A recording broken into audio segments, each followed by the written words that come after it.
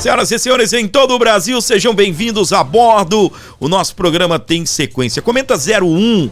Olha que loucura. Rio de Janeiro recebe aí porta-aviões nuclear, o mais antigo do mundo, para a missão dos Estados Unidos.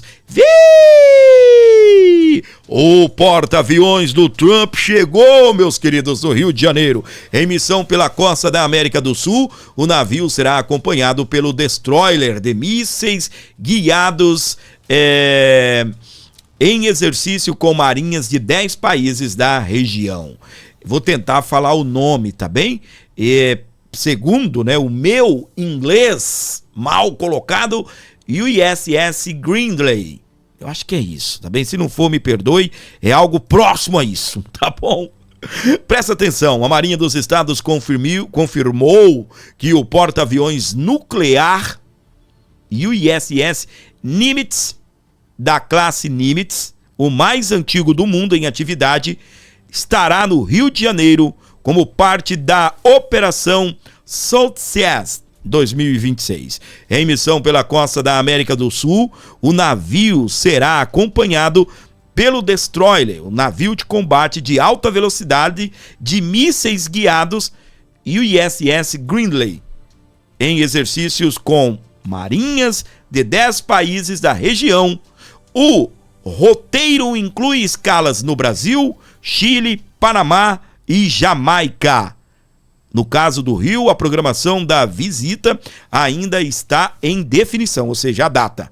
Esta será a 11ª edição do Southern Seas, criada em 2007, e hoje principal exercício de cooperação naval dos Estados Unidos no hemisfério ocidental. Além das manobras no ar, a operação prevê intercâmbios técnicos entre militares e a presença de autoridades dos países parceiros a bordo no Nimitz, que poderão acompanhar as operações do porta-avião.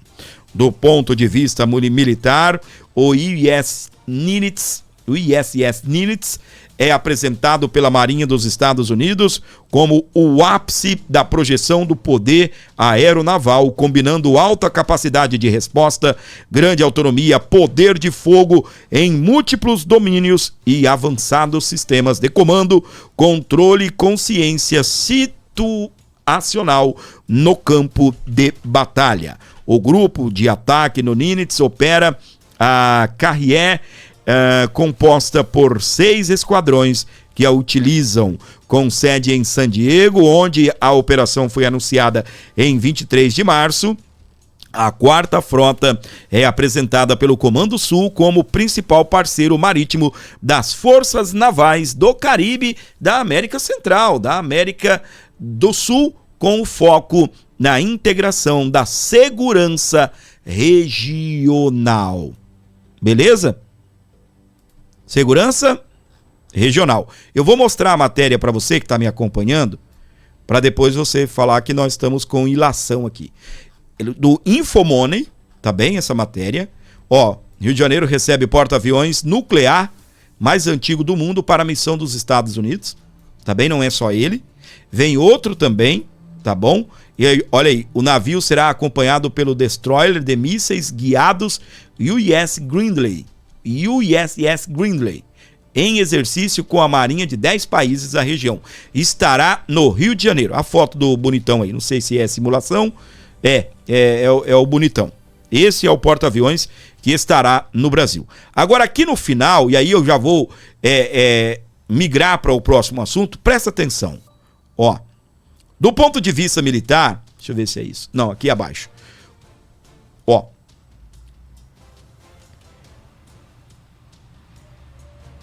com sede em San Diego, onde a operação foi anunciada em 23 de março, a 4ª Frota, apresentada pelo Comando Sul como principal parceiro marítimo das Forças Navais do Caribe, da América Central e da América do Sul, com foco em segurança, integração e segurança regional. Beleza? Vai estar onde? No Rio de Janeiro. Eu não estou falando que o porta-aviões, um dos mais antigos do mundo, vai chegar metendo fogo no Rio de Janeiro, não. Tá bem? Mas o que eu quero chamar a sua atenção é para isso daqui, ó. Estados Unidos aponta o PCC como a principal ameaça à segurança nacional do Brasil.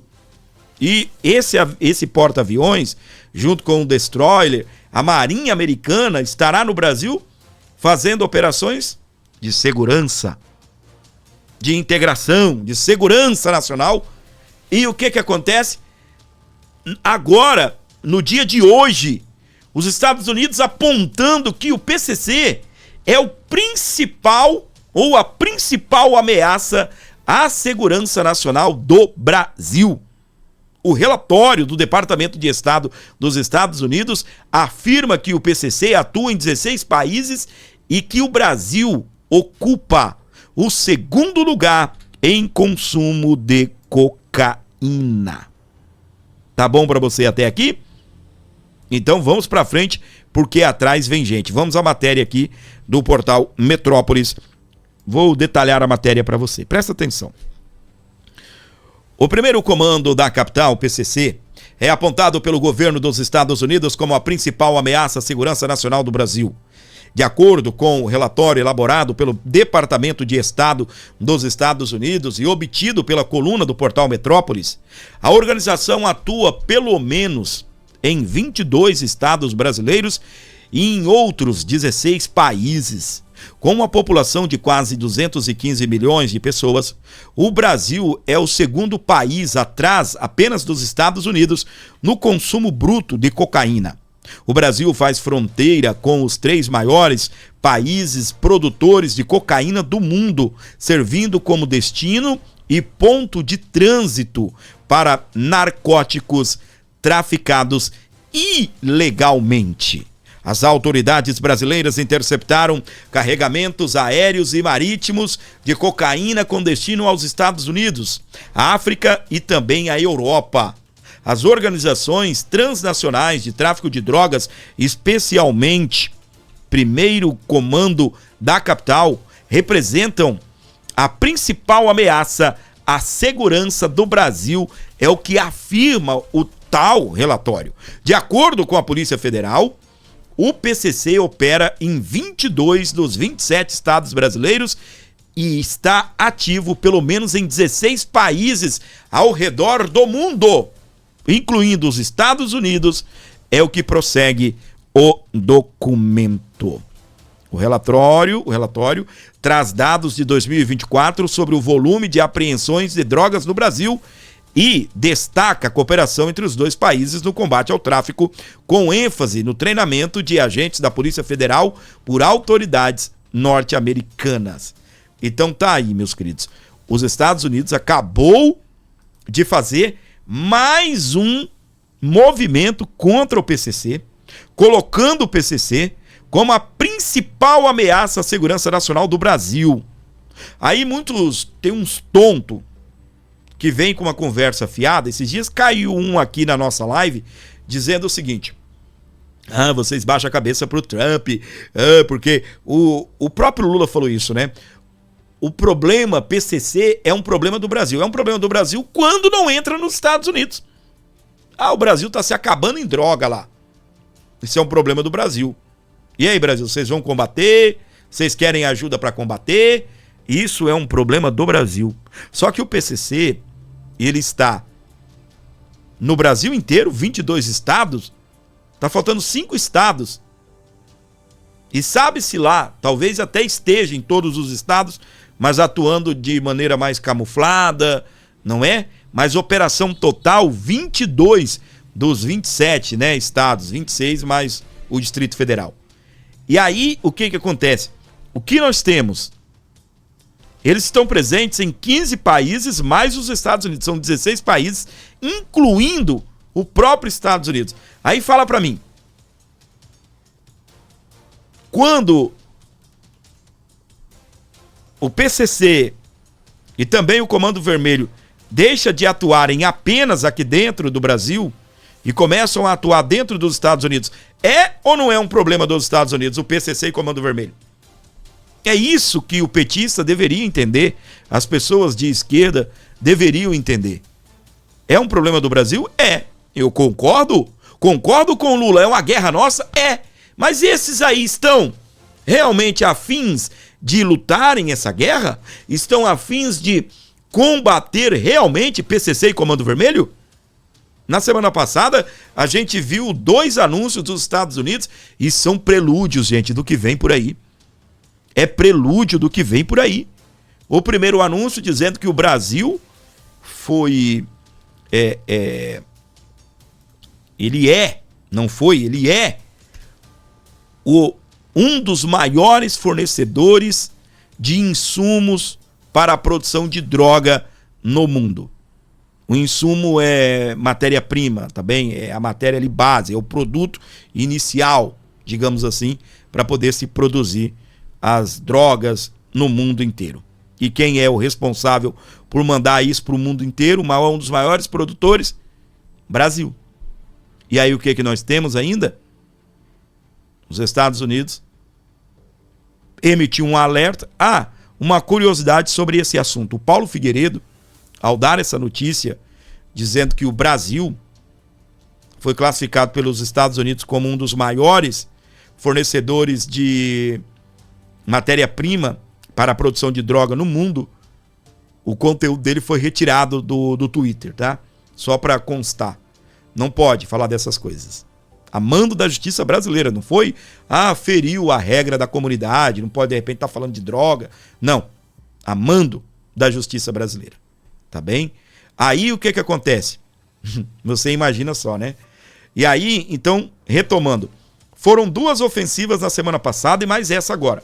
Primeiro, os Estados Unidos esteve reunido com o presidente do Banco Central, que é o Galípolo, e emitiu o alerta, nós vamos classificar Comando Vermelho, PCC, independentemente se o Lula quer ou não. Nós vamos classificar como grupos terroristas. Aí você pergunta, mas não teria que ser com a Polícia Federal, com o Ministério da Justiça? O porquê esse alerta ao presidente do Banco Central?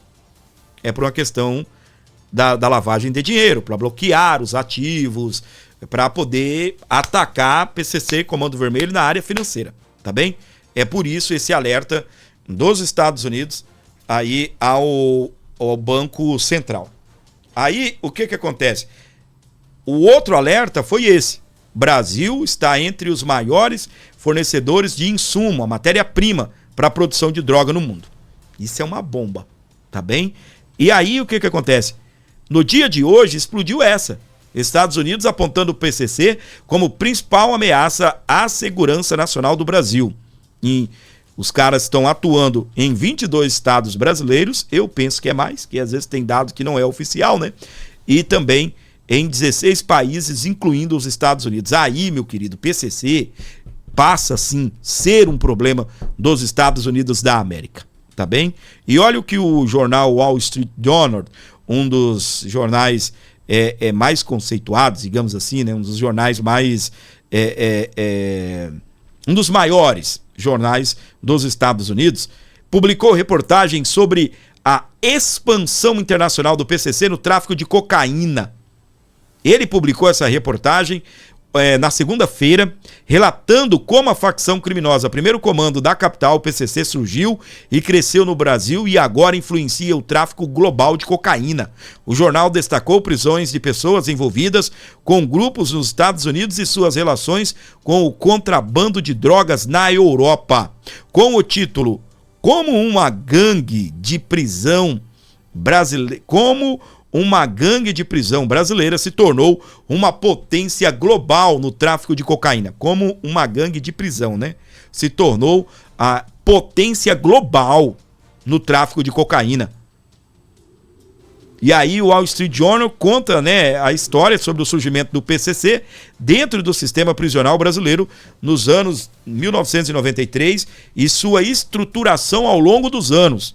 O jornal trata a operação da facção hoje como a de multinacional do crime estruturada ao estilo de uma empresa. E aí, sabe o que mais? Eles também, né, fizeram uma equiparação do PCC como a máfia italiana. Nós estamos com moral lá fora, tá bem? Ô, gente, deixa eu falar um negócio aqui pra você. E isso me preocupa, tá bom? Você está vendo os destroyers dos Estados Unidos avançando na América Latina. Você está vendo agora esse porta-aviões chegando ao Brasil, tá? Olha isso daqui, ó. Mais uma vez, deixa eu só te mostrar. Rio de Janeiro recebe porta-aviões nuclear mais antigo do mundo. É para agora, para o começo de... Ele está no Mar do Caribe, no mar, né? No Atlântico, e deve encostar ali na costa do Rio de Janeiro no começo do próximo mês, no começo de maio. E aí, meus queridos, eu já falei aqui algumas vezes, vou repetir. Essa é a minha opinião. Você pode concordar ou não. Mas os Estados Unidos está muito próximo de uma operação aqui no Brasil. Eu não acredito que eles irão meter bomba no Brasil, porque não meteram nem na Venezuela. Só meteram na Venezuela no dia de pegar o Maduro. Mas, pelo menos em águas internacionais e bem próximo do Brasil, eu tenho certeza. Porque você pode ver que a partir do momento que o Donald Trump classificou essas gangues ali da Venezuela como narcoterroristas, se iniciaram essas atividades ali no Mar do Caribe, tá bem? E agora, o que acontece? A gente tem a situação que avança e muito a força dos Estados Unidos contra o PCC, contra o Comando Vermelho. E no meio de tudo isso a gente tem o quê? Luiz Inácio Lula da Silva. Fazendo o quê? Barrando, segurando, fazendo politicagem. Porque está em período eleitoral, ele quer ganhar votos, ele quer ganhar popularidade. E lá atrás funcionou ele atacar os Estados Unidos. Coisa que agora já não vai dar certo. Porque o governo americano sabe que se retaliar os ataques de Lula, pode beneficiar o Lula aqui dentro. E a gente sabe, graças a Deus. Chegou uma época, eu cheguei até a comentar aqui, a gente estava pirando com tanta notícia que chegava, e é Lula beijando Trump, e é Trump lambendo o Lula, e vai pra lá, vem pra cá. E eu vou falar um negócio aqui pra você, eu confesso, eu estava errado. Quando eu erro, eu venho aqui e falo. Tá bem? E havia até uma desconfiança do Trump entender que era melhor estar com o Lula. Aí você vai falar, não, Fábio, tu tá falando agora que você tá vendo aí as bombas explodindo dos Estados Unidos contra o Brasil, aí pra você fica fácil você falar, não tem nada a ver, Fábio. Mas pega um tempo atrás pra você ver. E não era só narrativa da mídia de esquerda não, meu amigo.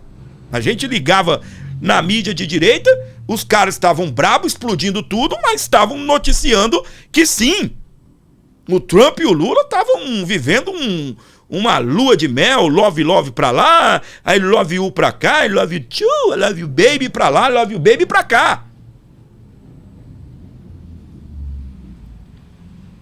E graças a Deus,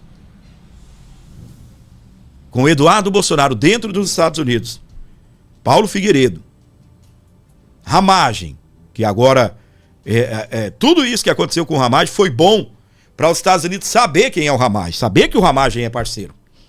Alan dos Santos, entre outras pessoas e personalidades que estão dentro dos Estados Unidos. E aí, o que acontece? A gente tem, tá bem, uma situação de... A Sunshine disse, nunca acreditei nisso, mas Sunshine é aqui dentro, a sensação que a gente tinha aqui dentro pelo bombardeio de informações, tá? É isso, tá bem? Aí, o que acontece? A gente tem... Agora, o Lula virou uma metralhadora pro lado do Trump. Engozado, né? Eu já dei essa matéria, de repente você não viu ainda, mas só vou comentar. Não vou ler ela. Há uns dias atrás, o Lula estava doidinho para poder, de uma certa forma, se apresentar como parceiro dos Estados Unidos. É tanto que agora, há 12 dias atrás, o governo se antecipou para anunciar uma parceria com os Estados Unidos que não existe. Até o Lula colocou nas redes sociais. O governo Trump foi lá, emitiu uma carta de interesse para trabalhar em cooperação com o Brasil na apreensão de drogas e também de armas e algumas situações ali no setor de inteligência para poder trabalhar dentro do Porto de Santos. Aí o que acontece? Os ministros do Lula que lá estavam nos Estados Unidos, um ministro e o outro chefe da Polícia Federal e o chefe da Receita Federal foram dar entrevista. E aqui no Brasil virou uma bomba. O governo brasileiro fecha cooperação com os Estados Unidos. E olha aí, Estados Unidos vê exagero em anúncios do governo brasileiro. Os Estados Unidos ficou assim, uai, a gente só conversou? Os caras saem daqui dizendo que fechou parceria com a gente? Não tem documento assinado? Não tem avanço de negociação? Gente, não tem. Se você entrar no portal do governo, tá lá. No mesmo dia, no dia 10 de abril. Se você entrar no Globo, outros lugares, está lá. No dia 16, dia 14, tudo tem matéria sobre isso. Entenda o acordo entre Brasil e Estados Unidos, cooperação internacional contra o narcotráfico, não existe. O porquê, na minha interpretação e de algumas pessoas que eu vi, o governo estava muito antecipadinho, querendo o quê? Quando você vê PCC, Comando Vermelho, eles querem classificar como grupos terroristas. Quando o Lula diz a guerra contra o narcotráfico, contra o PCC e Comando Vermelho é uma guerra do Brasil, é uma guerra nossa, muita gente aplaude o Lula. Mas tem muita gente que, arregalha os dois olhão, porque começa a ver, opa, esse cara tá passando pano pro crime organizado. E aí, qual foi a análise? O Lula se antecipou aqui em dar esse recado pro mundo que fechou parceria com os Estados Unidos para poder agradar essa outra parcela da população que fica com o pé atrás com o Lula em relação a ele não querer classificar como PCC e Comando Vermelho. Tipo assim, encontramos um outro caminho. Não vão classificar não, mas não deixamos de ser amigos. Só que agora, meus queridos, a marmita azedou. Essa questão do caso do Ramagem também foi um dos motivos, tá? Do delegado que foi expulso de lá. O Lula tá um zangão pro lado do Trump, reclama todo dia um ataque, e é tanto que agora nós estamos noticiando isso, os portais de notícias aqui do Brasil. A iniciar pela CNN é o vídeo que eu vou trazer para você. Presta atenção. O ensaio de aproximação entre Lula e Trump ficou no passado. A expulsão pelos Estados Unidos de um delegado da Polícia Federal se soma a uma série de indisposições neste ano que dissiparam a já velha, talvez fake, química entre o brasileiro e o americano. Lula, por onde passou nesses dias na Europa, marcou posição contra Trump e usou suas falas finais da viagem hoje para dizer que pode sim retaliar os Estados Unidos e expulsar oficiais americanos do Brasil como uma medida de retaliação. Já Trump ignora o Brasil, mas sua equipe avança com o retorno do tarifaço contra a nossa economia. O cenário, já ruim, deve piorar com a proximidade das eleições brasileiras. Lula tem chances reais de derrota e sua equipe entende que atacar Trump dá voto. E Trump nunca escondeu que torce pelo principal adversário de Lula. O ensaio de aproximação entre Lula e Trump ficou no passado. A expulsão pelos Estados Unidos de um delegado da Polícia Federal se soma a uma série de indisposições neste ano que dissiparam a já velha, talvez fake, química entre o brasileiro e o americano. Parou aqui. Eu deixei repetir de propósito para você entender. A velha e talvez química entre o Brasil e o governo americano. É como a Sunshine disse. Nunca acreditei nesse negócio de amor entre Lula e Trump. E eu nunca acreditei. Mas chegou um momento, né, que a gente ficou meio, né? Rapaz, que pressão. Que pressão, a gente, pelo amor de Deus, gente. Os dois aí só estão faltando marcar uma noite de romance. Tá bom? Desculpa a brincadeira, mas é isso, tá? Aí, o que acontece? O portal Metrópolis, na reportagem lá do Sam Puncher, uma participação do Sam Puncher, ele comentou a respeito de que o Lula está todo dia agora atacando o Trump. Na sua tour pela Europa, Lula fez críticas diárias, todas as reuniões, contra o Donald Trump. E o Sam Puncher, ele chegou a separar trechos desse conteúdo. Vamos lá para você acompanhar. Então vamos ver aqui do começo ao fim, a maioria, né, não são nem todas, a maioria das críticas que Lula fez ao Donald Trump nos últimos dias. Isso é da última semana no máximo, tá? O Trump não tem o direito de acordar de manhã, achar que pode ameaçar um país. Não tem direito, ele não foi eleito para isso. Pare com esse maldito bloqueio a Cuba e deixe os cubanos viverem a vida deles. Não é possível que nós fiquemos quietos diante disso, gente. Bem, eu disse ao Ramaphosa que ele deve comparecer ao G20. Deve comparecer, não pode não ir porque o Trump disse que ele não ir. Ele deve ir ao G20, ele é mesmo nato. Ele vai e vamos chegar lá para ver o que vai acontecer. Se vão deixar ele entrar ou não. Nós não podemos permitir que o mundo circunse ao comportamento de um presidente que acha que por e-mail ou por Twitter ele pode taxar produtos, pode punir países e pode fazer guerra. O que a gente vê todo santo dia é declarações, que eu não sei se brincadeira ou não, o presidente Trump dizendo que já acabou com 8 guerras e que ainda não ganhou o Prêmio Nobel da Paz. Então é importante que a gente dê logo um Prêmio Nobel para o presidente Trump para não ter mais guerra. Aí o mundo vai viver em paz, tranquilamente. Essa última declaração que você viu aí é do presidente Lula hoje em Portugal. A gente vê um constrangimento ali, inclusive, do primeiro-ministro português. Mas gente, nós estamos aqui batendo um papo, né? Eu vou voltar só um pedacinho do vídeo para você ver. Esse final aqui, ó, é o primeiro-ministro de Portugal.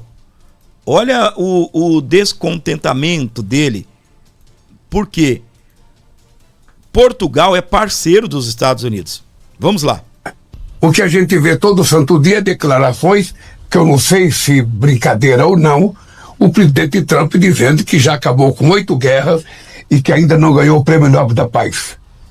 Então é importante que a gente dê... O homem não deu lado, não balançou a cabeça, não concordou, não deu uma risadinha. Logo um Prêmio Nobel para o presidente Trump para não ter mais guerra. Aí o mundo vai viver em paz. O Lula, como sempre, fazendo piada, né? Ele tentando tirar ali uma risada das autoridades. E pelo que eu vi, ninguém riu, nem quem estava na plateia. Porque, olha, você vê que a pessoa está tentando tirar a risada. Ele tentou no começo e o português aí, o primeiro-ministro, fechou a cara. Por quê? Meu amigo, Portugal é parceiro dos Estados Unidos e não é de agora, não. Não é só por conta do Trump, não. Olha aí. O presidente Trump dizendo que já acabou com 8 guerras e que ainda não ganhou o Prêmio Nobel da Paz. Então é importante que a gente dê logo um Prêmio Nobel para o presidente Trump para não ter mais guerra. Não riu? Aí o mundo vai viver em paz, tranquilamente. Ninguém riu. Essa última declaração que você viu aí é do presidente Lula hoje em Portugal. A gente vê um constrangimento ali, inclusive, do primeiro-ministro português. Mas, neerlandês, vocês sabem que, assim, eu não sou do futebol, eu sou da Fórmula 1, assim como boa parte do pessoal do audiovisual do Metrópolis aí. Mas no futebol tem uma expressão que é cavar a falta. Então esse ponto já está meio claro que a gente está em campanha eleitoral e não é muito segredo também que o pico de popularidade do presidente Lula foi durante a crise ali do tarifaço entre Brasil e Estados Unidos, né? Então talvez ali essa tentativa de retomar o embate com Donald Trump, que é alguém que está com problemas de popularidade mesmo em casa no momento, é uma tentativa de retomar ali um discurso de soberania, né? Mas até onde eu apurei, assim, isso eu apurei há bastante tempo. O pessoal lá, pelo menos no Departamento de Estado, que assim, é um órgão que assessora a Casa Branca, mas não é a Casa Branca, então a palavra final é sempre do presidente norte-americano. Mas no Departamento de Estado eles estão bem cientes dessa estratégia e pelo menos por lá não vai funcionar, porque o aconselhamento ao presidente Donald Trump do Departamento de Estado é no sentido de que entrar em enfrentamento com o presidente Lula dá a ele o que ele quer, que é uma munição para sua campanha eleitoral. Então a Andresa consegue analisar isso muito melhor que eu até, porque claramente aí é uma retórica política, não faz sentido presidente Lula dedicar tanto tempo diariamente, ele tá fazendo críticas, até ataques ali, ironizando o presidente Donald Trump, é algo que na diplomacia não faz muito sentido, né? Muito bem, para você ligado aqui comigo, tá então alguns trechos, né, aí do ataque do Lula ao Trump. O bicho pegando fogo. Inclusive o Lula, ele fazendo isso na Europa, ele foi bombardear a Europa, a missão dele.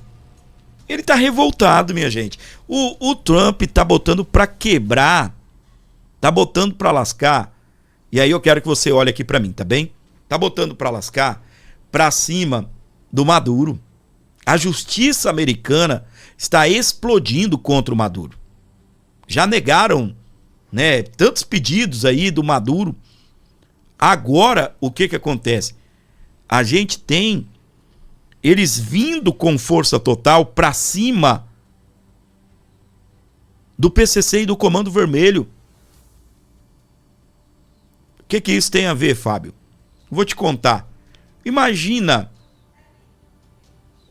como vai ficar feio pro Lula, sendo visto mundialmente que ele é incompetente para combater o narcotráfico. Politicamente falando, parece que ele acaba passando uma visão de que ele não tem interesse em combater. Porque eu vou falar a verdade para você. Imagina você sendo o presidente do Brasil. Aí, de repente, os Estados Unidos vêm aqui e fala para você: João, classifica o PCC e o Comando Vermelho como grupos terroristas. Isso vai facilitar pra gente, dentro dos Estados Unidos, ajudarem vocês. Aí você olha e fala: não vou fazer isso não. Então, significa o quê? Você não quer ajuda. Então, é mais uma vergonha, como eu tô vendo a galera comentando aqui. Quem tem vergonha do Lula, comenta eu. Eu tenho vergonha. Comenta eu. Quem tem vergonha do Lula, comenta eu. Pode comentar, eu tenho vergonha, mas comenta eu, que eu vou saber que você está com vergonha de Lula. Só faz cagada. Aí, voltando no assunto lá do policial federal, Lula fala em reivindicar após Estados Unidos expulsarem delegado da Polícia Federal. A própria mídia está dizendo aqui: não houve abuso. O cara cometeu algo errado, tchau. O Lula fala em expulsar, em reciprocidade, ou seja, tirar aqui do Brasil a autoridade policial americana. Olha isso. O Eduardo Bolsonaro, ele reagiu a esse vídeo e é a atualização a respeito desse assunto que eu quero trazer para você. Não sei o que aconteceu. Eu fui informado hoje de manhã. Acho que se houve um abuso, sabe, americano com relação ao nosso policial, nós vamos fazer a reciprocidade com o dele no Brasil. Não tem conversa. Ou seja, nós queremos que as coisas aconteçam da forma mais correta possível, mas nós não podemos aceitar essa ingerência e esse abuso de autoridade que algumas personagens americanas querem ter com relação ao Brasil. Sim, Lula, houve abuso, mas houve abuso dos brasileiros que estavam sob suas ordens e ordens do Alexandre de Moraes, fazendo nos Estados Unidos o mesmo que eles fazem no Brasil.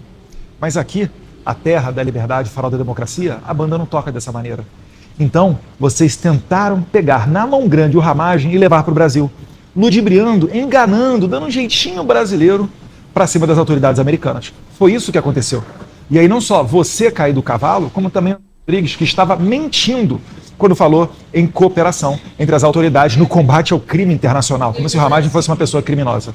Então, vocês plantaram perseguição e estão colhendo justiça. É isso que um país sério faz. Não havia autorização para esse cachorrinho fazer nos Estados Unidos o que ele fazia aí no Brasil, de perseguir presos políticos. Viva a democracia, viva a liberdade, nós venceremos. Arriba! Que porrada, hein? Pois é, meus queridos, tá aí então. Jesus amado. Tem mais, Fábio? Claro que tem. É só porrada e bomba por aqui, meu amigo. O bicho pegando fogo. E você ligado aqui comigo, nos acompanhando, onde você estiver com a gente. É tiro, porrada e bomba. É pressão total para você que está nos acompanhando. Lembrando que abriu uma investigação nos Estados Unidos para saber se o tal delegado de ligação, né, o agente de ligação entre a autoridade brasileira e o ICE, se é ele ou outros agentes, né, que trabalhavam com ele, que se são eles que têm ligação, e principalmente o foco está nesse delegado. Ele, o que dizem, né, o Jeffrey Schickini, o advogado, é que ele chegou até a ser ouvido nos Estados Unidos. E nessa situação,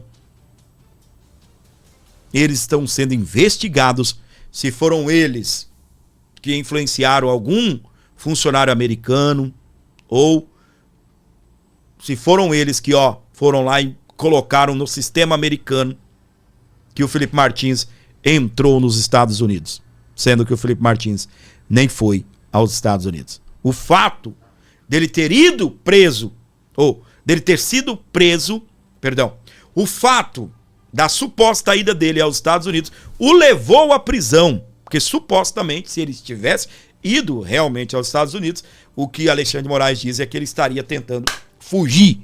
O cara nem fugiu, o cara nem foi, o cara estava no Paraná e foi preso, como se tivesse ido para os Estados Unidos para fugir. Tá, mas se eu fui aos Estados Unidos e você me prendeu aonde? No Brasil. Então o que eu fui fazer nos Estados Unidos se eu voltei para cá? Isso é risco de fuga? Ai, gente, é só doideira, meu. Para pensar. Eu já vou trocar o assunto. Mas trocar não, né? Continuar falando dessa turma doida. Para pensar. Se o cara foi preso porque oferece risco de fuga, porque ele foi aos Estados Unidos, mas ele estava aqui, para ser preso ele tinha que estar aqui. Ele não foi preso nos Estados Unidos e de lá deportado. Olha que loucura. Você consegue entender isso? Eu confesso para você que eu não consigo entender. Não, fui nos Estados Unidos sim, dei uma volta lá com o Bolsonaro, voltei pro Brasil, tô aqui. E por que eu estaria... o fato de eu ir aos Estados Unidos, eu respondi algum processo naquela época? Eu tava devendo? Gente, a minha cabeça faz assim, tá bom? É uma loucura atrás da outra. Muito bem, olha só, meus queridos, reportagem aqui da Folha de São Paulo, para você que está ligado na programação do A Bordo Notícias. Onde você estiver com a gente, sejam bem-vindos. Presta atenção. Alexandre de Moraes recua e decide que novas regras para relatórios do COAF não são retroativas. Ainda é uma merda? Ainda é. Mas olha a merda pior que estava dando isso daqui. Vou te mostrar. Milicianos e contrabandistas tentaram usar a decisão de Alexandre de Moraes para anular investigações. A decisão de Moraes sobre o COAF sendo usada por advogados e réus para pedir nulidade de processos e soltura. Aí você fala, que legal, Fábio, os milicianos e os contrabandistas que já estão presos, eles não vão pedir então, não vão poder alegar nulidade de ir para as ruas. Sim, mas só que dificultem muito o trabalho da Polícia Federal e principalmente dificulta na situação do seguinte, se vale só para o futuro, então os dados que foram vazados ali, se há algo irregular em relação a Alexandre de Moraes, vai ser anulado. Entendeu, meu amor? Sobre ministros da Suprema Corte vão ser anulados. Como é o COAF, Fábio? O que é isso? Deixa eu te explicar. O COAF, de tempo em tempo, ele emite uns alertas. Por exemplo, você tá de boa aí, ganha lá R$5.000 por mês, a sua renda familiar ou sua renda, não importa. Ganha 1 milhão, mas caiu 300 milhões na sua conta. Ou então você ganha R$5.000, caiu lá 4 milhões na sua conta, ou 3 milhões, por exemplo, na conta da Viviane Barça. Aí o COAF faz o seguinte, opa, fulano recebeu uma grana alta aqui, vocês querem investigar? É mais ou menos assim, falando aqui do nosso português da esquina, né, a nossa conversa do dia a dia, sem juridiqueza aqui. Então, né, de repente você tá de boa lá, ganhando 1.000 por mês, 5 por mês. Aí, de repente, o COAF identifica que você recebeu 4 milhões da sua conta. Aí o COAF faz isso aqui, ó. Aponta. Ó. Quer investigar? Ele pegou 4 milhões, ele ganha 5 mil por mês. Por que passou na conta dele 4 pau? E é esse tipo de coisa que o Alexandre de Moraes quer explodir. Aqui, ó. Aí o Alexandre de Moraes, ele recuou. O ministro determinou em março que documentos precisam estar ligados à apuração em curso e que descumprimento levaria à inadmissão, inclusive para aqueles já fornecidos às investigações. Na terça-feira, dia 21, o magistrado publicou a nova decisão para esclarecer com urgência que novos requisitos só aplicam a investigações posteriores à liminar. Como é isso, Fábio? Como eu disse, você está lá ganhando 5 mil por mês. Cai 5 conto na sua conta, 5 milhões. O COAF não vai fazer mais assim. Olha aqui. Não, ele não vai. O que vai acontecer? Tranquilo. O COAF só vai identificar se por um acaso você já estiver sendo investigado. Suponhamos que você está sendo investigado não pelo COAF, mas pela Polícia Federal por lavagem de dinheiro. Aí sim, a Polícia Federal pode consultar o COAF. Entendeu?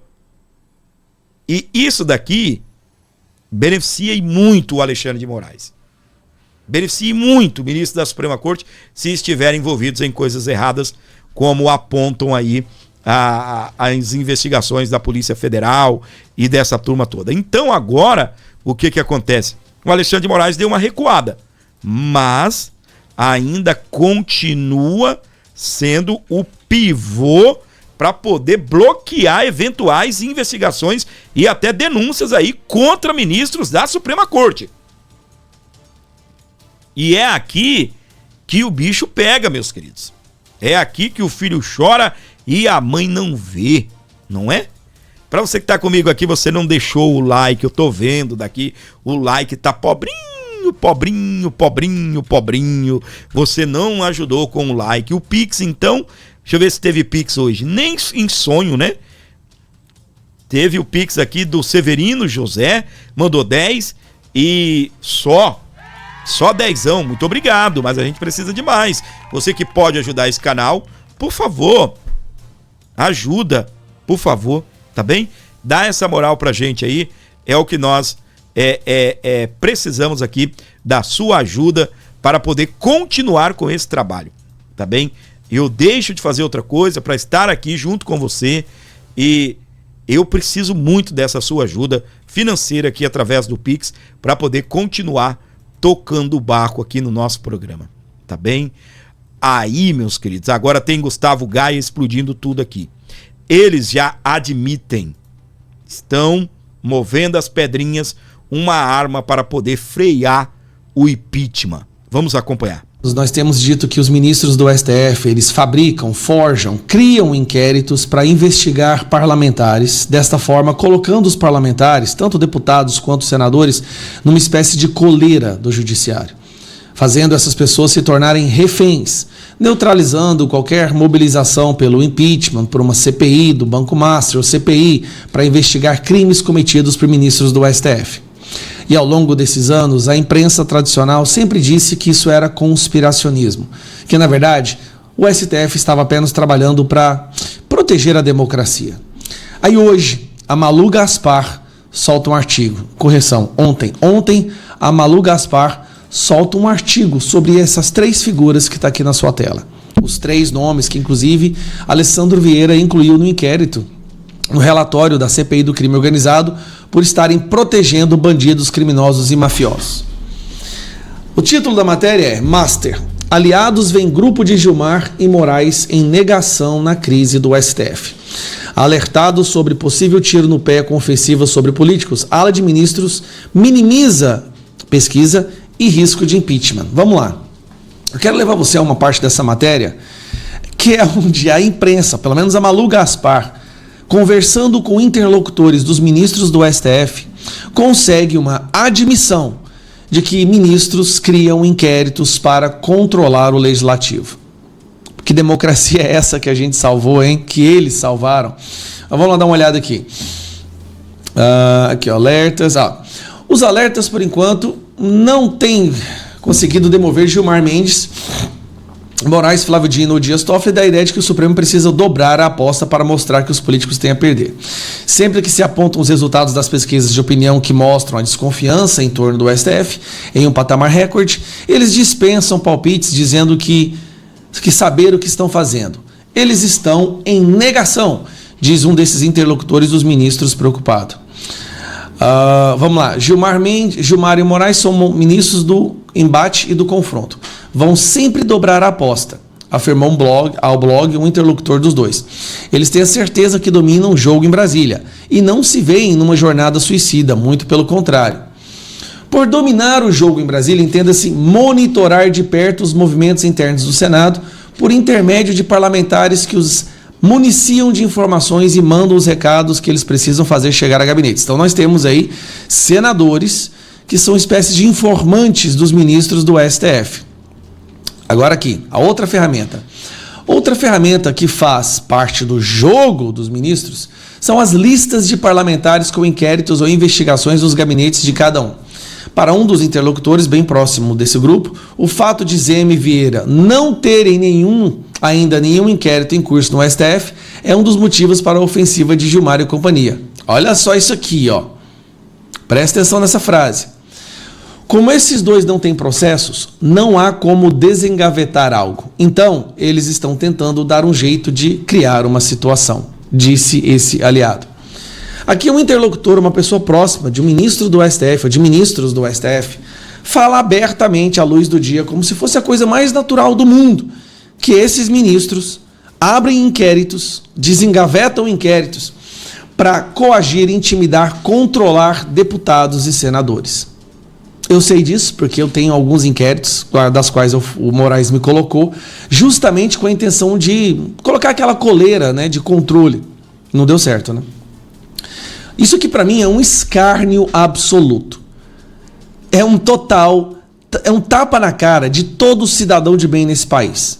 Ministros da nossa Suprema Corte abrindo inquéritos para controlar, para intimidar, ameaçar deputados e senadores, tentando assim neutralizar qualquer mobilização no sentido de conseguir um impeachment dessas pessoas. Eu vou te falar, cara, como pode o Brasil ter chegado num buraco desse? Ok, esse pedaço aqui é interessante. Apesar dos números alarmantes, essa ala do Supremo que atua na órbita de Gilmar e Moraes, que foi mais duramente atingida até aqui pelos desdobramentos do escândalo, mas tenta minimizar o impacto das pesquisas. Não estão nem aí. Não importa se 100% da população rejeitar o STF, eles são a personificação da democracia. E qualquer crítica a eles é um ataque ao Estado democrático de direito. Nós vamos fazer maioria no Senado. Nós vamos mudar essa realidade. Nós podemos dar até ele a oportunidade de, sei lá, renunciar para não ficar feio. Ninguém aqui está com sangue nos olhos, de sede de vingança, não. A gente só quer viver num país livre, sem perseguição. Não teria problema algum falar assim, olha, renuncia. Pega tudo que você juntou aí na sua vida, faz seu pé de meia e vai embora. Deixa o Brasil prosperar. Deixa o povo brasileiro voltar a ter orgulho das instituições. É impressionante, cara, a admissão de inquéritos para perseguir as pessoas. Ajude o candidato ao Senado no seu estado que está disposto a acabar com isso. Muito bem, para você ligado aqui na nossa programação, gente, é verdade. Fica de olho no senador que você vai votar. Ele é de direita, Fábio Ramos, ele prega impeachment de ministro da Suprema Corte. A primeira questão é algo constitucional. Ou seja, o candidato ao Senado tem que defender, né? Porque é uma prerrogativa do Senado Federal. É a mesma coisa né? Vou usar o mesmo resumo, né? Não tem como você dar a vaga para alguém ir para o Senado se ele é contra impeachment. Agora tem que entender se ele é a favor desse impeachment do Alexandre de Moraes, do Gilmar Mendes e assim por diante. Para você ligado aqui na nossa programação, vamos dando sequência, meus queridos, porque até o PT está disparando contra o STF. Na tela, para você acompanhando aqui a nossa programação, a informação já está na tela, presta atenção. PT larga a mão do STF, deve incorporar no programa partidário diretrizes que orientem uma reforma no Poder Judiciário com foco das cortes superiores. Sabe de quem é essa ideia? Essa ideia, ela é do José Dirceu, meu irmão. Exatamente. Esta é uma ideia do José Dirceu. O PT, sim, o PT, ele quer fazer reforma judicial. Você sabe que isso é um tapa na cara de alguns ministros da Suprema Corte. E você vai continuar não deixando o like, né? Você vai continuar não deixando o like aqui pro Gordinho. Mas tá bom, a gente toca o programa com ou sem o seu like, tá bem? Mas eu tô magoado. Crise do STF e reforma do Judiciário viram pauta das eleições 2026. Tema deve ser foco dos debates eleitorais. Pré-candidatos tentam se descolar da crise envolvendo a suposta relação de ministros com o Banco Master. Reportagem essa eu vou trazer completa lá do portal Metrópolis. Isso, do portal Metrópolis. A crise de imagem que atinge o Supremo Tribunal Federal, o STF, fez com que propostas de reforma do Judiciário e da criação de um código de conduta para ministros dos tribunais superiores, incluindo a Suprema Corte, entrassem na pauta dos pré-candidatos à presidência da República. O tema deve ser exaustivamente discutido nos debates eleitorais de 2026. Em entrevistas, principais candidatos à corrida eleitoral do Palácio do Planalto se adiantam e estabelecem posições para tentar agradar a opinião pública. Segundo a pesquisa da Quest, a Genial Quest, divulgada nesse mês, 53% dos brasileiros afirmam não confiar na Suprema Corte, enquanto 41% dizem confiar. É a primeira vez que a desconfiança ultrapassa a marca de 50%. O novo programa político do Partido dos Trabalhadores, olha o tapa na cara aqui, ó, que deve ser aprovado em Congresso partidário nesta semana, defende a democratização e a reforma do Poder Judiciário, incluindo a crise de um manual de conduta para o STF. O texto assinado pelo ex-ministro José Dirceu diz que o fortalecimento dos órgãos de controle deve encaminhar com a democratização e a reforma do Poder Judiciário, assegurando maior transparência, responsabilidade institucional e compromisso com a Constituição.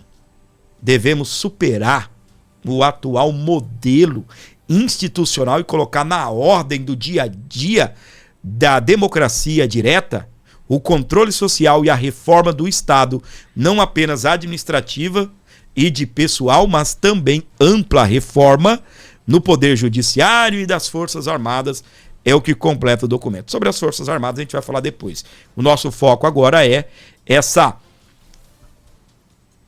paulada no STF que o PT está dando.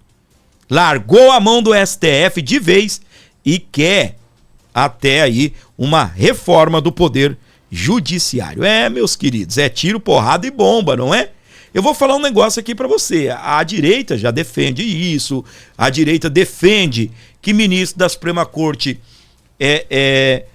que o escritório da esposa não atue em corte superior, atua na primeira, na segunda instância, entendeu? Na primeira, na segunda, foi para Brasília, entrega para outro cliente. Porque é passo. O cliente perde na primeira, aí ele recorre para a segunda. Aí o cliente decide, né? Acho que eu vou para a terceira. Tá bom, então. Aí você procura um outro advogado e acabou. Isso a direita já defende, por exemplo, né?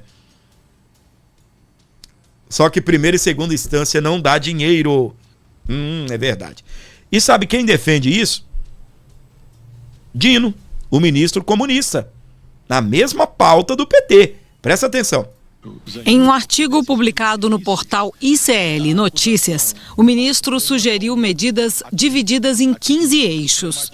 Flávio Dino defendeu a revisão de competências do Supremo Tribunal Federal e de outros tribunais superiores, alterações na tramitação de processos eleitorais e mudanças na lei penal para punir de forma mais rigorosa os casos de corrupção envolvendo juízes, procuradores, advogados e outros integrantes do sistema de justiça.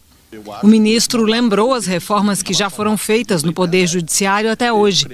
Destacou que a última foi há 22 anos, em 2004. Flávio Dino afirmou ainda que a nova reforma do Judiciário deve ter como foco um sistema capaz de prover segurança jurídica e acesso a direitos com mais velocidade, confiabilidade e justiça. Procurado, o presidente do Supremo, o ministro Edson Fachin, disse que o debate trazido por Flávio Dino merece aplauso e apoio. Aí, meus queridos, a oposição ela reagiu, né? Porque como assim? Né? O Dino está defendendo o mesmo que o PT? O Dinex está defendendo o mesmo do PT? Como se fosse a única pauta que tem a ver com o governo e que tem a ver com a esquerda que o Dino defende, né? Olha aí, deixa eu dar um zoom na matéria aqui. Oposição cita coincidência entre proposta de Dino e PT por reforma do judiciário. O senador Rogério Marinho questionou a convergência e cobrou protagonismo do Congresso no debate. Ou seja, aqui é a oposição, né, dizendo o seguinte: é para debater, embora pareça muita coincidência, mas é preciso envolver também o Congresso Nacional. Esses caras, na verdade, nunca tiveram peito para nada, né? Congresso Nacional fraco. Você sabe qual é o problema do Congresso Nacional? Eu vou te falar. Arthur Lira,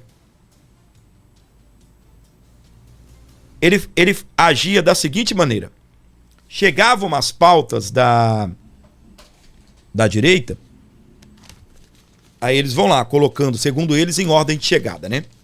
As pautas da direita no Congresso Nacional.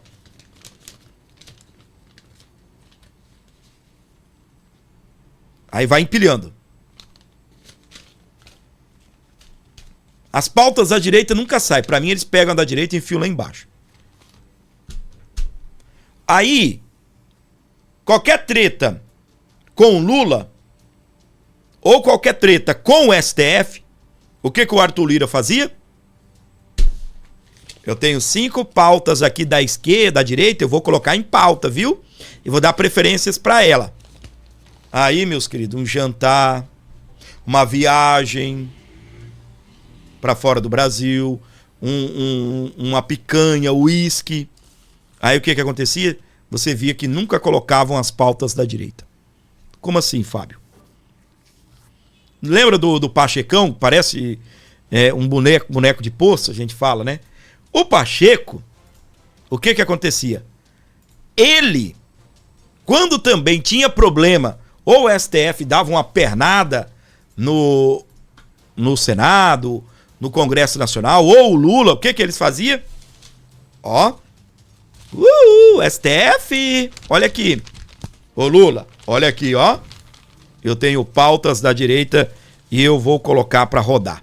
Você se lembra quando o STF decidiu, formou maioria para poder descriminalizar o porte da maconha?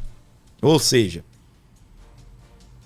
A penalidade para quem é maconheiro é uma coisa, para quem é o vendedor da maconha é outro. Então é isso que eles queriam, né, descriminalizar o porte. Você está portando uma pequena quantidade, que para mim é muita coisa, né? 40 gramas. Então o STF decidiu que portar 40 gramas, um pacote de maconha, isso aqui é papel, pelo amor de Deus, portar 40 gramas de maconha não é tráfico. Aí vem com aquelas desculpas. Não, porque reduz a lotação no sistema carcerário. Porque quem fuma tem o direito de ter 40 gramas guardadinho no bolso para a hora que ele, né?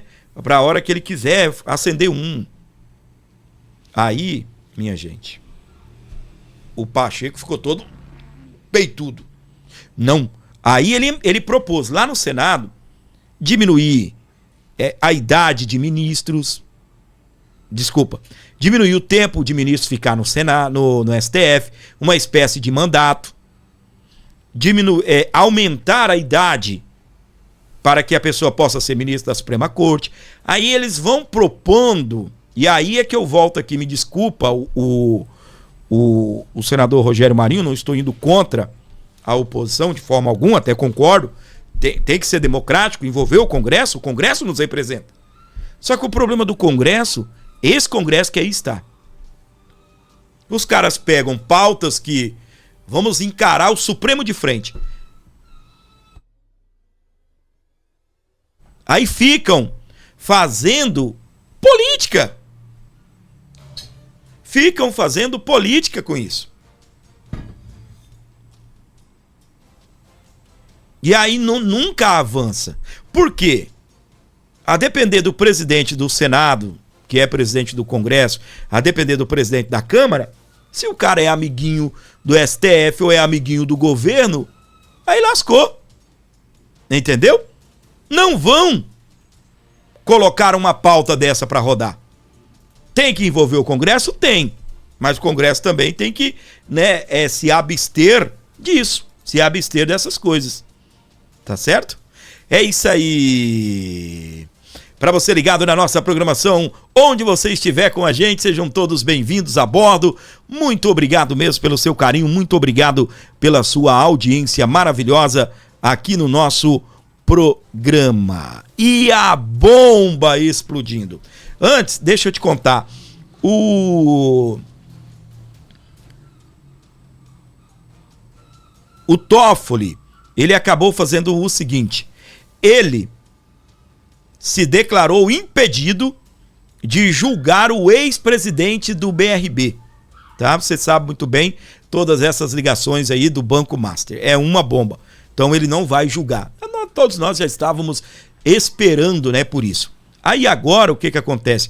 Olha essa bomba aqui, ó. Governo Lula alugou navios para a COP30 via empresa do sócio de Vorcaro. Tem o vídeo do portal Metrópolis explicando tudo. Você se lembra que a gente ficou aqui doido com isso? Aquela loucura de dinheiro que gastaram nessa porcaria dessa COP30? Olha a bomba explodindo aqui agora, direto do Metrópolis, para você nos acompanhando. O governo Lula contratou uma empresa que pertence a um sócio do banqueiro Daniel Vorcaro, dono do Banco Master, para intermediar o aluguel de cruzeiros durante a COP30. Fica aí no vídeo que eu te explico essa história.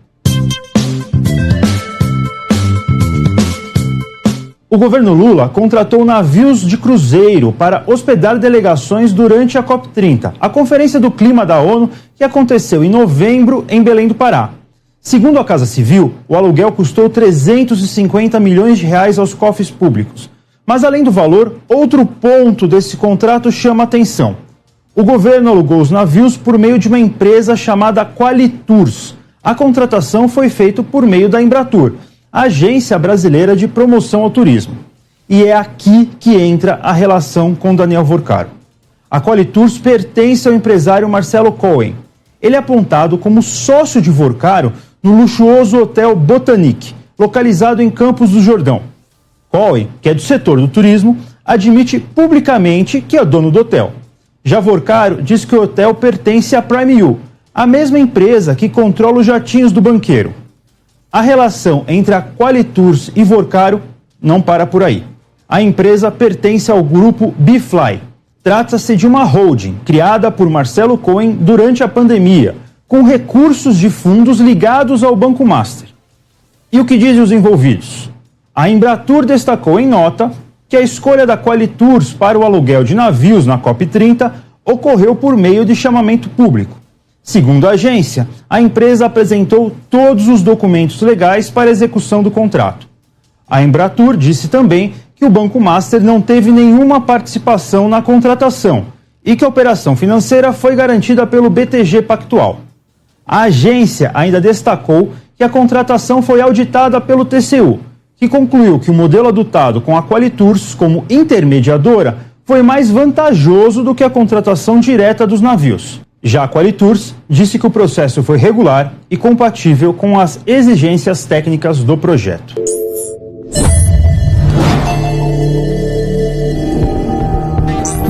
Muito bem, para você ligado aqui com a gente, muito obrigado pelo seu carinho, tá bem? É isso aí, 11-95275-3898 para você ajudar o canal, fortalecer, contribuir, colaborar com o nosso programa. Que doideira, né? Que loucura, minha gente, que loucura! Governo Lula alugou navio para a COP30 via empresa do sócio de Vorcaro. Meu, eu pago o aluguel da minha casa, né? Será que o dono dessa casa aqui também tem ligação com o Vorcaro? Hã? Será que a empresa onde você compra calçado, confecção, aí na sua casa, tem ligação com o Vorcaro? Porque assim, eu já ouvi umas histórias do Pablo Marçal que às vezes eu não acredito muito, mas tudo bem. Segundo ele, ele é dono de umas 70 companhias. E eu percebi um negócio no Marçal, que é um pouco diferente, não sei se no Vorcaro é assim, mas o Marçal tem uma empresa grande, aí precisa de marketing. Aí ele chama alguém, ele não contrata uma empresa de marketing. Ele abre uma empresa de marketing, coloca um sócio. Entendeu até aqui? Porque além de atender a empresa dele, que a empresa dele também iria pagar para outro, paga para a mesma empresa. Entende? Para a empresa que ele também é sócio. Tem muita gente que faz isso. Eu vou gastar 2 milhões de marketing, eu contrato uma empresa, pô. E outros preferem, né? Então eu vou gastar 2 milhões, eu abro uma empresa, coloco alguém para cuidar e você sócio do dinheiro que a minha empresa vai girar. Enfim. Então, o Pablo Marçal, ele tem muitas empresas. Sei lá quantas companhias. Eu falei 70 aqui por baixo. Quantas empresas esse Daniel Vorcaro tinha, afinal de contas? Quantas ligações? Aí ele fala, não, o hotel era de sociedade da Prime U. Quem é o dono da porcaria da Prime U?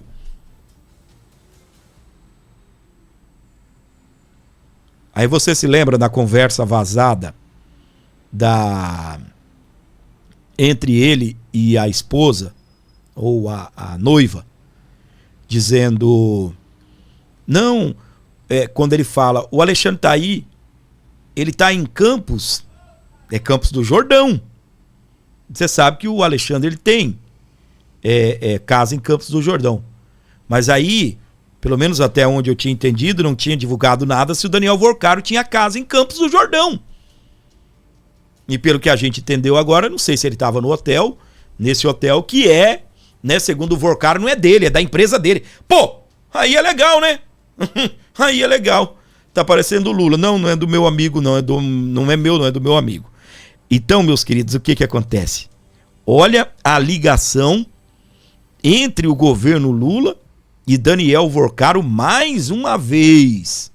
O governo Lula contratou cruzeiro para a COP30 por meio da empresa cujo dono é um empresário apontado como sócio do Daniel Vorcaro em um hotel de luxo. Tá aí, mais uma ligação do Daniel Vorcaro com o governo de Lula. E o Nicolas Ferreira, metralhadora. Enquanto isso, aquela criança lá no Maranhão, tendo de atravessar o rio nadando para ir para a escola. Não falta dinheiro nesse país, falta vergonha na cara. Esse ano será o último desse larápio. Foi o que disse o Nicolas, reagindo à matéria que a gente acabou de te dar. Sabe quem também entrou para cima? Flávio. Sobre gasto de Lula com cruzeiros na COP30, surreal.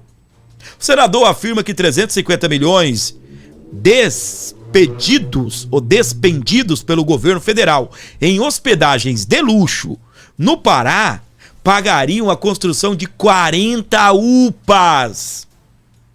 Aí vai contratar de quem? Talvez vai contratar uma construtora do Daniel Vorcaro para construir, né? Porque eu vou te falar, meu amigo, tudo liga a UPA, tudo liga ao tal do Vorcaro. Doideira, gente. Doideira. É isso aí. Obrigado pela sua audiência, pelo seu carinho. Não se esqueça de se inscrever e ativar as notificações. E não perca nenhum dos nossos programas, por favor. Às 4 horas da tarde tem vídeo bombástico e às 8 também. Sabe qual é o outro horário? Às 10 da manhã. Tá atrasando essa semana porque eu atrasei e aí você tem que ir recuando, entendeu? Se um dia você é para começar às 10, você começou 10h40, você tem que começar às 10h20. Para depois voltar para as 10. Então, logo vai estar atualizado. A partir das 10, nós estaremos ao vivo com você. Às 4 da tarde, também às 8 da noite, às 20 horas. É isso. E enquanto isso, meus queridos, enquanto nós estávamos aqui com o nosso programa, tocando o barco por aqui, eu percebi que você não deu o like. O like foi pouquíssimo. E o seu comentário também foi pouco. Você interagiu pouco com o nosso programa. Ajuda, por favor, tudo isso colabora, me ajuda a manter o programa no ar. E se eu for falar de Pix, como é que eu vou falar de Pix com esses ouvintes maravilhosos que nem escrevem, que nem deixam um likezinho, um comentário? Imagina pedir para essa pessoa entrar no celular e fazer um Pix aqui para ajudar o canal. Eu tô lascado mesmo, não tô? Fala a verdade, hein? É brincadeira, eu amo todos vocês, tá bem? Mas, gente, se possível for, ajuda esse canal. Precisamos da sua ajuda, da sua colaboração, tá? E se você puder dar uma força, ajudar aqui o nosso canal, é 11 95275 3898. Para você ajudar, para você colaborar, para você dar uma força aqui com o nosso programa. Eu gostaria de saber se tem um abençoado, uma abençoada, um bonitão, uma bonitona aí, para ajudar aqui o canal com um Pix, qualquer valor aqui, dá uma força demais para o nosso programa, beleza? 11 95275 3898. 11 95275 3898 para você abençoar o nosso programa. Tá bem? Muito obrigado e pela sua audiência, pelo seu carinho. Beleza? Se inscreva e ative as notificações.